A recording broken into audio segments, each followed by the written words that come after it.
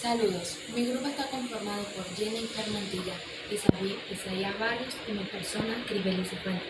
Nosotros le vamos a hablar sobre la trilogía del derecho, específicamente sobre la jurisdicción. Según el Código de Procedimiento Civil venezolano, es la jurisdicción la primera de la trilogía del derecho civil que corresponde estudiar. Esto según su artículo 1. La jurisdicción civil, salvo disposiciones especiales de la ley, se ejerce por los jueces ordinarios de conformidad con las disposiciones de este código. Los jueces tienen la obligación de administrar justicia tanto a los venezolanos como a los extranjeros, en la medida en la que las leyes determinen su competencia para conocer del respecto asunto.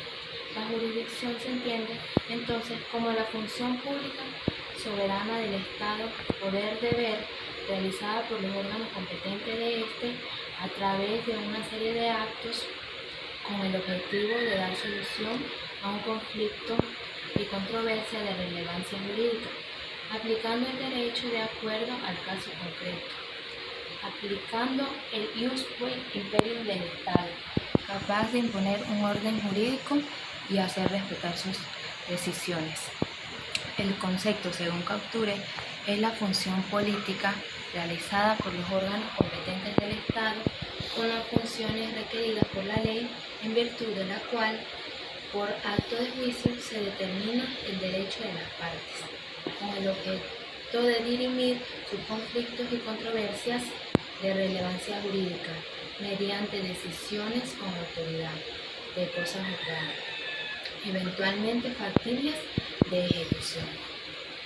Las acepciones del término en el derecho de los países latinoamericanos, este vocablo tiene por lo menos 4 acepciones.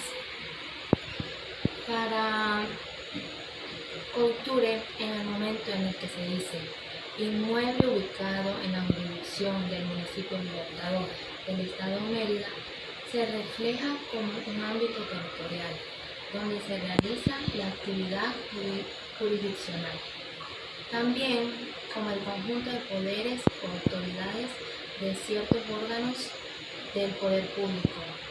Ahí es visto como un sinónimo de autoridad. También tenemos la sinónimo de competencia y se diferencia de este, pues es la medida de la jurisdicción asignada a los órganos jurisdiccionales y se determina por criterios de materia, cuantía, territorio, entre otros. También se toma como función pública.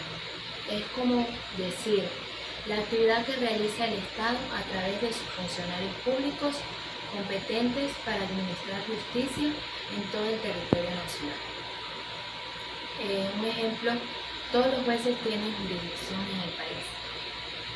Ahora bien, la naturaleza jurídica de la jurisdicción. La jurisdicción es una actividad por la que el Estado juez trata de realizar la vigencia efectiva de la norma jurídica, violada o desconocida por los particulares y como emanación de la soberanía del Estado. Debe participar de sus características. Esto implica entonces deberes conferidos por el ordenamiento jurídico de querer y poder, adecuados para analizar la voluntad que tienen a la satisfacción de las necesidades implícitas en esos deberes. Para el colombiano David Echantia, la jurisdicción se puede considerar en un doble aspecto, como un derecho público del Estado y su correlativa obligación para los particulares, y como la obligación jurídica del derecho público del Estado de presentar sus servicios para esos fines. El derecho subjetivo que le brinda a particulares para una correcta aplicación jurisdiccional. Las características. Las más relevantes son la autónoma, debido a que la jurisdicción es autónoma, puesto que se ejerce en forma soberana y es exclusiva, tanto en el sentido de que los particulares no pueden imputarla, porque cada Estado la aplica con presidencia y exclusividad. Es independiente frente a órganos frente a sus órganos y a sus particulares. Y también técnica, es decir, solo existe una jurisdicción como función, derecho y deber. Saludos, profesora Marixa Rosario, mi nombre es Isaías Barrios. Dando continuidad con nuestro tema a exponer, que es la jurisdicción perteneciente a la trilogía del derecho procesal civil, yo voy a hablar sobre los elementos, los límites y la clasificación de la jurisdicción. Según Hugo Alsina, los elementos de la jurisdicción son 5. Estos son la notión, la vocación, la coerción, el judicium y la execution. La notión es la actitud que tiene el juez para conocer determinado asunto. La vocación es el poder que tiene el juez para hacer comparecer a las partes o a terceros sobre el proceso. La coerción es la facultad del juez para emplear la fuerza pública a fin de hacer cumplir las medidas ordenadas dentro del proceso. El judicium es la actitud del juez para dictar sentencia definitiva y la execución es la facultad que tiene el juez de ejecutar su resolución. Ahora trataremos los límites de la jurisdicción. Antes de esto es importante hacer referencia a la competencia, que es la capacidad o la actitud para ejercer la función jurisdiccional en determinado conflicto o litigio. La competencia fija los límites de la jurisdicción y ésta se considera como un poder restringido o limitado. Doctrinariamente, la función jurisdiccional tiene dos límites, y estos son los límites objetivos y los límites subjetivos. Los límites objetivos se determinan por el tipo de litigio de los que pueden conocer los juzgadores de acuerdo a su competencia, cuyos criterios atributivos son la materia, la cuantía y el territorio. La materia por la naturaleza de la pretensión social, la cuantía de acuerdo al valor económico de lo que se trate, y el territorio, hablamos de territorio subjetivo y de territorio objetivo. El territorio subjetivo es lo concerniente al domicilio del demandado y el territorio objetivo es el que tiene en cuenta el órgano jurisdiccional. Los límites subjetivos de la jurisdicción. Estos derivan de la situación jurídica en la que se encuentran determinadas personas. Un ejemplo de esto es la inmunidad, que es un obstáculo transitorio para el ejercicio de la jurisdicción, establecido a favor de determinadas personas por la función que desempeñan. Ejemplo de ello en nuestro ordenamiento jurídico es la inmunidad parlamentaria que gozan los diputados de la Asamblea Nacional. El último punto a tratar es la clasificación de la jurisdicción. Es importante decir que la jurisdicción no tiene una clasificación ni una división en sí, ya que cuando se habla de jurisdicción también ponemos en referencia al Estado y a su soberanía, y esta es una sola. Sin embargo, Echandia nombra dos aspectos importantes de la jurisdicción, y estos son: número 1, según la naturaleza del acto o asunto sobre que se ejerza. Se refiere a la administración de justicia de conformidad con el tema de que se trate. Así encontramos aquí las ramas del derecho. Estos son civil, penal, mercantil, procesal, laboral, agrario, entre otros.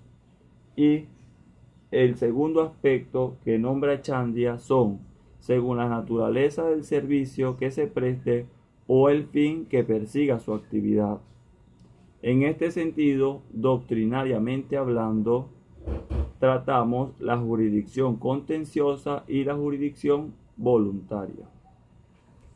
Continuando con nuestra exposición, el tema a desarrollar es los principios que rigen la jurisdicción. En primer lugar está la jurisdicción contenciosa, que es aquella que se requiere cuando las partes no se han puesto de acuerdo y por ende necesitan la intervención de los órganos judiciales. Es decir, en esta se aprecia un conflicto entre las partes que, no estando de acuerdo, acuden a un juicio, incluso en contra de su voluntad. Es por eso que se habla de jurisdicción contenciosa, porque existe una controversia. Asimismo, pueden existir procesos contenciosos sin que haya litigio entre dos o más personas, ya que ambas persiguen la misma declaración o resultado. Ejemplo de ello, el divorcio.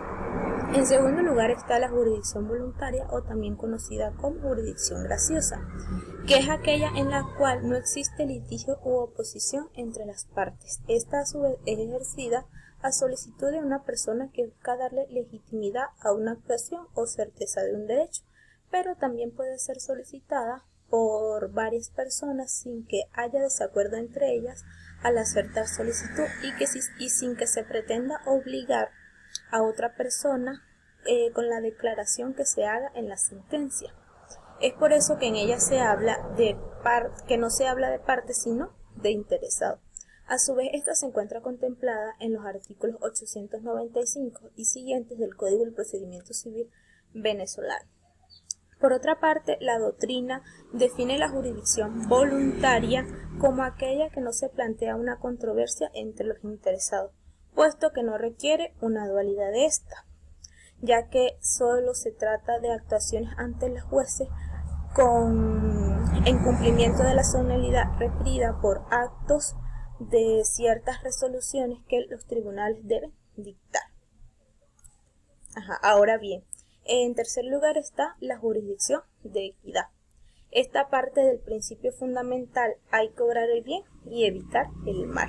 Esta se encuentra prevista en el artículo 13 del Código de Procedimiento Civil, en donde se admite como válida dicha jurisdicción de equidad, estableciendo que el juez decidirá el fondo de la causa con arreglo a la equidad cuando las partes de común acuerdo así lo soliciten y la controversia se refiera a derechos disponibles. Lo relevante de la jurisdicción de equidad consiste en que mientras en la jurisdicción voluntaria o contenciosa, el juez, para crear los condicionamientos concretos que le dé significación jurídica a quienes actúan en el proceso, para la jurisdicción de equidad, el juez, para crear tales condicionamientos de conductas en conflicto, no requiere atender dichos condicionamientos superiores preestablecidos, sino que basta con resolver el conflicto de voluntades atendiéndose a su conciencia, es decir, al saber y entender del juez. Por otra parte, en nuestro país, de manera excepcional, se contempla como fuente de regulación de conflicto la jurisdicción de equidad. En cuanto a la delegación de la jurisdicción, se dice que la jurisdicción es indelegable. Durante el procedimiento es posible que el juez tenga que practicar pruebas o diligencias que exceden del territorio de la sede donde se desempeña el funcionario, y puede considerarse la posibilidad de solicitar la colaboración a un compañero de igual o inferior categoría para tal efecto. Esto lo hace a través de la figura de la comisión. En cambio, la usurpación de jurisdicción es de poca concurrencia, ya que se presenta cuando un funcionario de determinada especialización asume el conocimiento o atribuciones de un asunto que legalmente le corresponde a otra jurisdicción. Ejemplo de ello, el juez penal conoce de un proceso que es de carácter laboral. Por otra parte, para que la delegación sea aceptada, tiene que haber un bien económico de por medio, para que así se lleve el proceso a cabo.